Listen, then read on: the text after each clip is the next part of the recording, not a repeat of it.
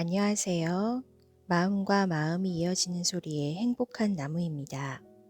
오늘 제가 읽어드릴 책은 인디북 출판사의 책 레프 니콜라예비치 톨스토이의 사람은 무엇으로 사는가입니다. 제가 읽어드릴 부분이 일부분이라 앞에 부분을 간단하게 요약하여 말씀드린 후 나머지 부분을 읽어드리도록 하겠습니다. 시몬은 가난한 구두수선공이었습니다. 외투도 한 벌밖에 없어 아내와 함께 입어야 했습니다.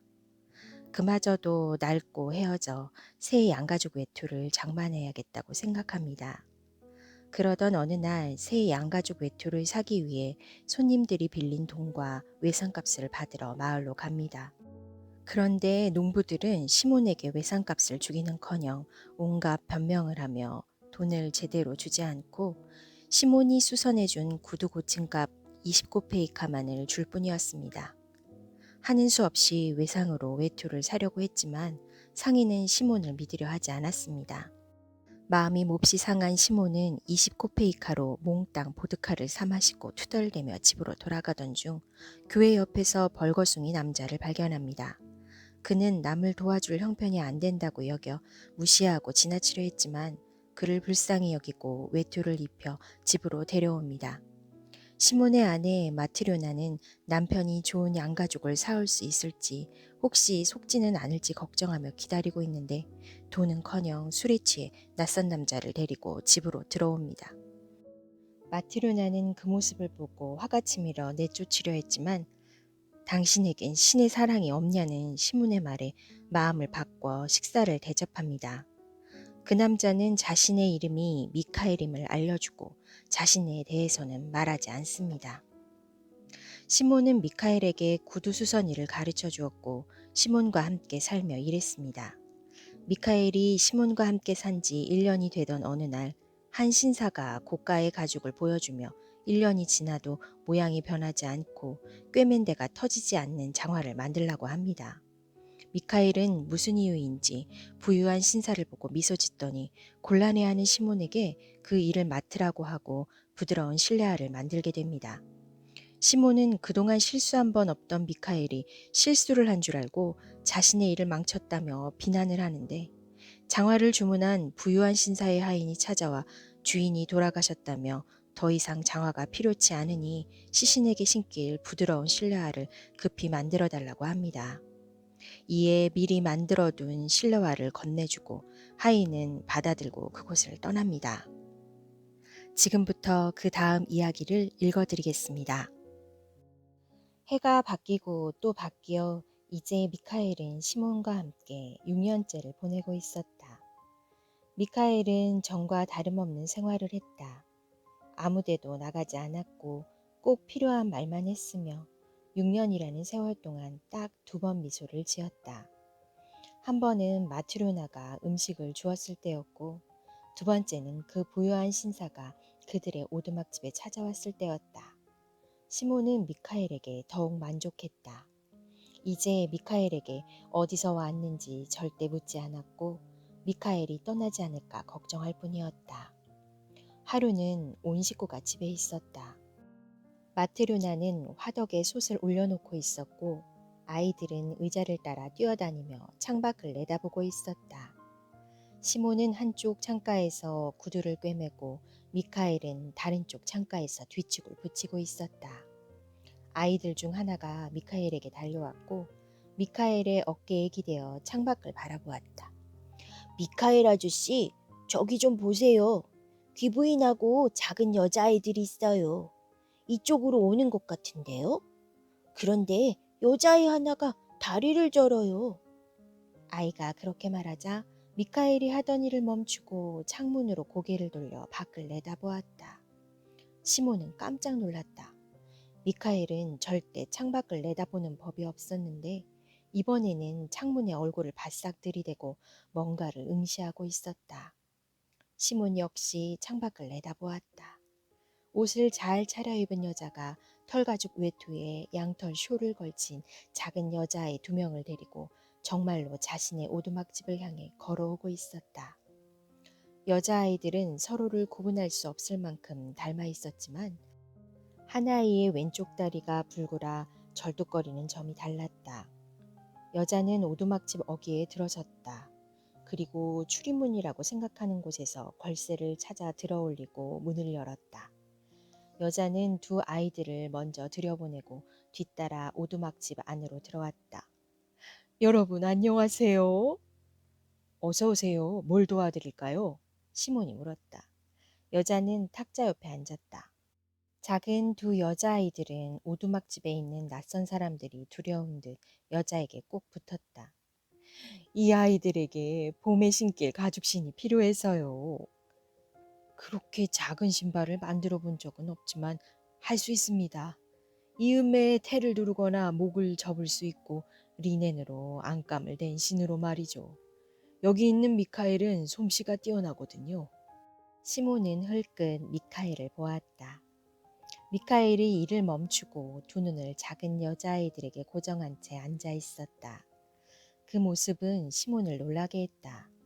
여자아이들이 검은 눈에 포동포동하고 발그레한 뺨이 예쁘게 생겼으며 또 좋은 목도리와 털가죽 외투를 입고 있는 건 사실이었지만 미카엘이 왜 그런 표정으로 아이들을 쳐다보고 있는지 시몬은 이해할 수 없었다. 마치 아이들을 알고 있기라도 하는 것 같았다. 시몬은 매우 의아했지만 여자와 이야기를 계속했고 신발값을 결정했다. 가격을 정한 뒤 시몬은 치수를 잴 준비를 했다. 여자가 다리를 저는 아이를 무릎에 앉히고 말했다. 이 아이의 두 다리를 재주세요. 절뚝거리는 발에 신길 신발 하나와 정상적인 발에 신길 신발 3개를 만들어주시면 돼요. 이 애들은 발 크기가 같거든요. 쌍둥이죠. 시몬은 치수를 쟀고 다리를 저는 아이에 대해 물었다. 어쩌다가 이렇게 됐죠? 아주 예쁜 아이인데 태어날 때부터 그랬나요? 아니요. 이의 엄마가 다리를 눌러서 뭉개고 말았어요. 그때 마트로나가 가까이 다가왔다. 마트로나는 이 여자가 누구이며 또 이 아이들의 부모가 누구인지 궁금했다. 그럼 당신은 이 아이들의 엄마가 아닌가요? 네, 저는 아이들의 엄마도 아니고 친척도 아니에요. 저와는 아무런 혈연 관계도 없고 제가 아이들을 양녀로 삼았지요. 당신의 아이들이 아닌데도 그렇게 좋아하세요? 어떻게 좋아하지 않을 수 있겠어요. 둘 다 제 젖을 먹여서 키웠어요. 저한테도 아이가 하나 있었지만 신께서 데려가셨지요. 제가 낳은 아이였지만 지금 이 아이들만큼 좋아하진 않았어요. 그럼 이 아이들의 부모는요? 여자는 말하기 시작했고 모든 이야기를 그들에게 들려주었다. 아이들의 부모가 죽은 지 6년 정도가 지났네요. 두 사람 모두 같은 주일에 죽었어요. 아이들의 아빠는 화요일에 묻히고 엄마는 금요일에 죽었으니까요. 이 쌍둥이들은 아빠가 죽고 사흘 후에 태어났어요. 그리고 엄마는 그날을 넘기지 못하고 죽었지요. 남편과 저는 그때 같은 마을에서 농부로 살고 있었어요. 마당을 사이에 놓고 바로 이웃해서 살았지요. 아이들의 아빠는 멀리 떨어진 숲에서 나무를 베는 사람이었어요. 어느 날 나무를 베고 있을 때 나무 한 그루가 그만 그 사람 위로 넘어지고 말았지요. 그 사람 몸을 가로질러 떨어져 몸을 으깼고 내장이 밖으로 나왔어요. 집에 도착하기도 전에 그의 영혼이 신께 가버렸지요.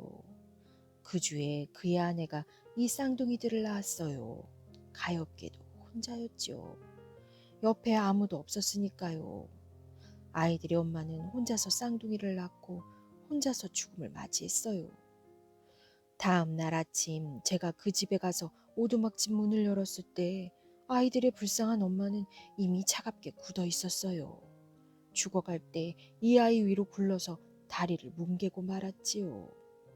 마을 사람들이 와서 시신을 씻기고 밖으로 옮겼어요. 그리고 관을 짜서 묻어주었답니다. 착한 사람들이었어요. 이제 쌍둥이 아기들만 남게 되었지요. 아기들을 어떻게 해야 하겠어요. 그때 마을에서 아이를 키우고 있는 여자는 저 혼자뿐이었어요. 8주밖에 안 된 첫 아이였지요. 그래서 제가 잠시 쌍둥이를 맡게 되었어요. 마을 사람들이 함께 와서 쌍둥이를 어떻게 할 건지 생각하고 또 생각하다 마지막에 메리, 당분간은 당신이 저 아기들을 키우는 게 나을 것 같군요. 나중에 우리가 방법을 생각해 보겠소. 라고 말했어요. 저는 아이들에게 젖을 물렸지요. 하지만 처음엔 이 다리를 저는 아이에게 젖을 주지 않았어요. 살 거라고 생각하지 않았거든요. 하지만 속으로 이 불쌍하고 죄 없는 아이가 고통을 받아야 하나 싶은 생각이 들었어요. 아기가 가여웠고 젖을 먹이기 시작했지요. 제가 낳은 사내 아이와 쌍둥이 둘 모두 새 아기들에게 젖을 먹였어요. 그때만 해도 나는 젊고 건강했고 좋은 음식을 먹었고 또 신이 제게 아주 많은 모유를 주셔서 넘쳐 흐를 때도 있었죠. 때로는 두 아이를 동시에 먹이고 한 아이를 기다리겠어요. 한 아이가 충분히 먹었다 싶을 때 그 아이를 먹였지요. 신이 명하셨기 때문에 이 아이들은 잘 자랐고 제가 낳은 아이는 두 돌이 채 지나기 전에 땅에 묻혔어요. 풍족하게 살았지만 저는 아이를 더 낳지 못했어요. 지금 제 남편은 제분소에서 곡물상으로 일하고 있어요. 급료가 좋고 우린 잘 살고 있지요. 제가 낳은 아이가 없기 때문에 만약 이 쌍둥이들이 없었다면 정말 외로웠을 거예요. 제가 어떻게 이 아이들을 사랑하지 않을 수 있겠어요. 이 아이들은 제 인생의 기쁨이랍니다. 여자는 다리를 저는 아이를 한 손으로 꼭 껴안고 다른 손으로 볼에 흐르는 눈물을 닦았다. 마트로나가 한숨을 내쉬고 말했다.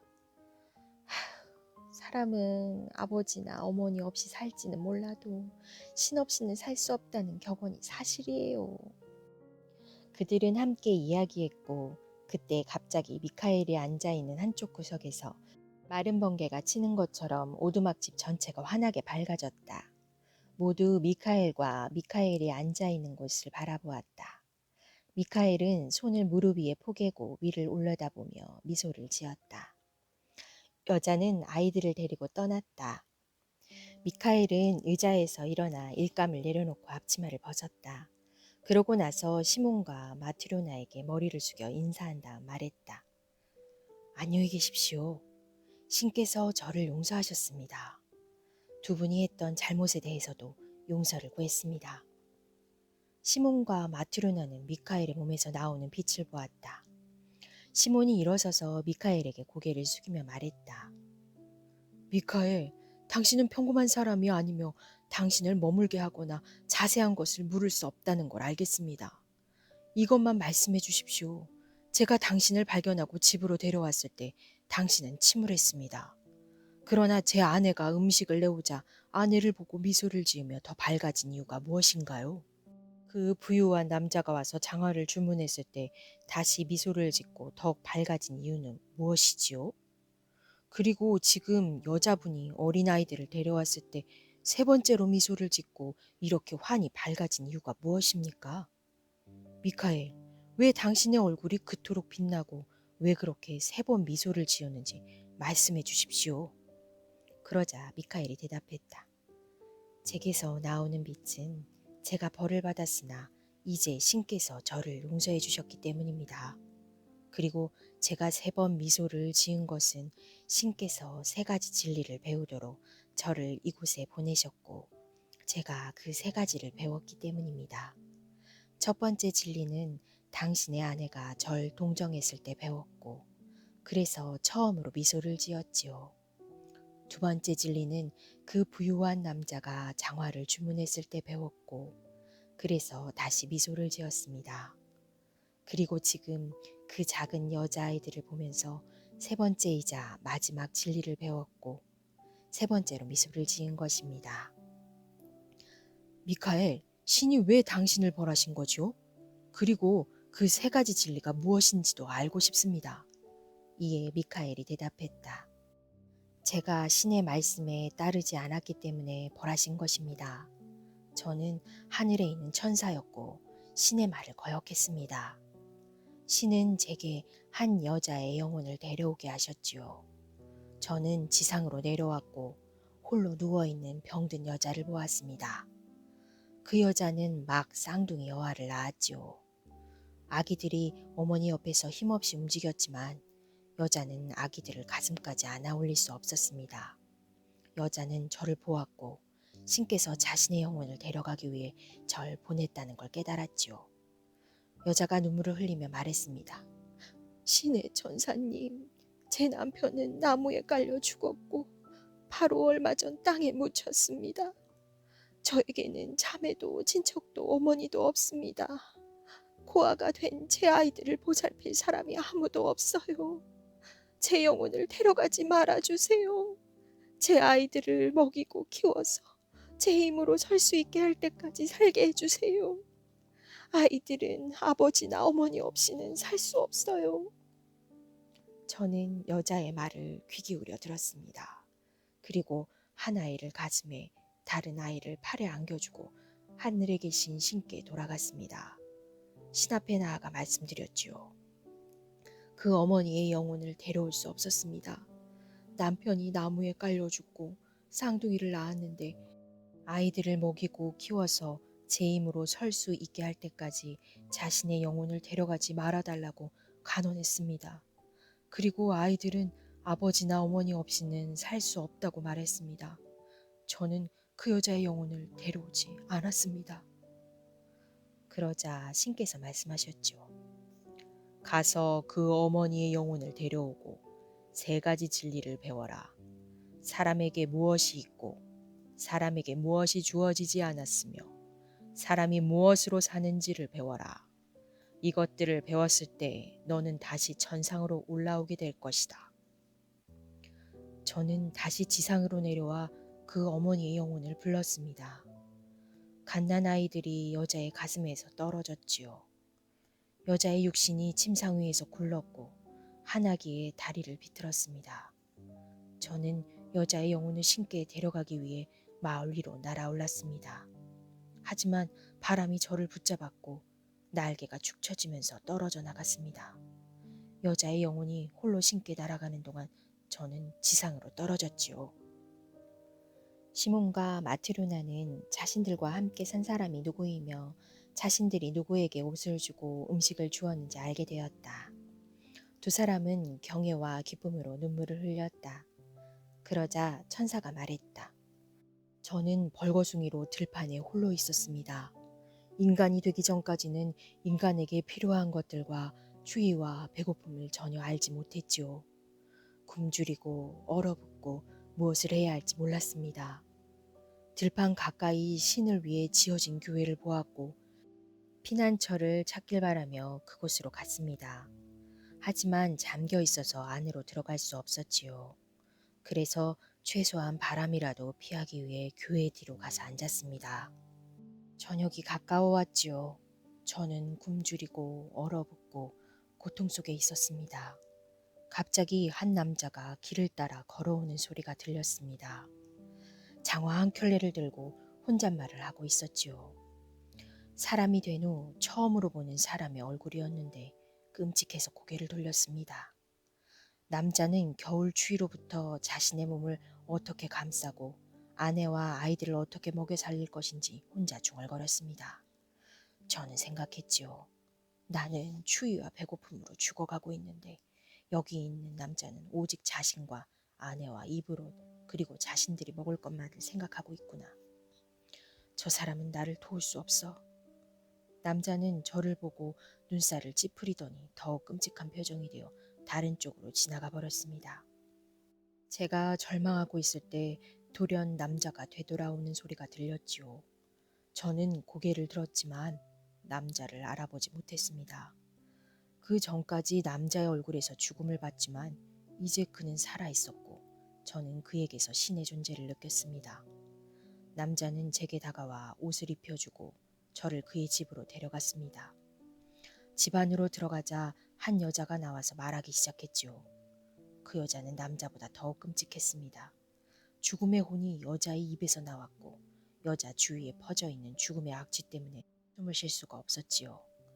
여자는 저를 추운 곳으로 내쫓기를 원했고 저는 만약 그렇게 하면 여자가 죽게 될 거라는 걸 알고 있었습니다. 갑자기 남편이 신에 대해 말하자 여자가 곧바로 변했습니다. 그리고 제게 먹을 것을 주고 저를 바라보았지요. 이제 더 이상 여자의 얼굴에서 죽음이 보이지 않았습니다.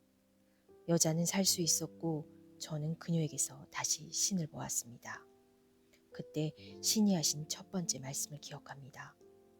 사람에게 무엇이 있는지 배워라. 그리고 저는 사람에게 사랑이 있다는 것을 깨달았습니다.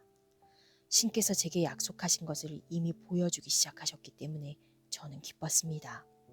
그리고 처음으로 미소를 지었지요. 하지만 아직 배워야 할 것들이 있었습니다. 사람에게 무엇이 주어지지 않았고 사람이 무엇으로 사는지 아직 알지 못했지요. 저는 당신들과 함께 살면서 1년을 보냈습니다. 한 남자가 찾아와 1년 동안 모양이 변하거나 뜯어지지 않는 장화를 주문했습니다. 그 남자를 바라보았을 때 갑자기 그의 어깨 뒤에 서 있는 죽음의 천사를 보게 되었습니다. 저 외에는 아무도 천사를 볼 수 없었지만 저는 죽음의 천사가 해가 지기 전 그 부유한 남자의 영혼을 데려갈 거라는 걸 알고 있었습니다.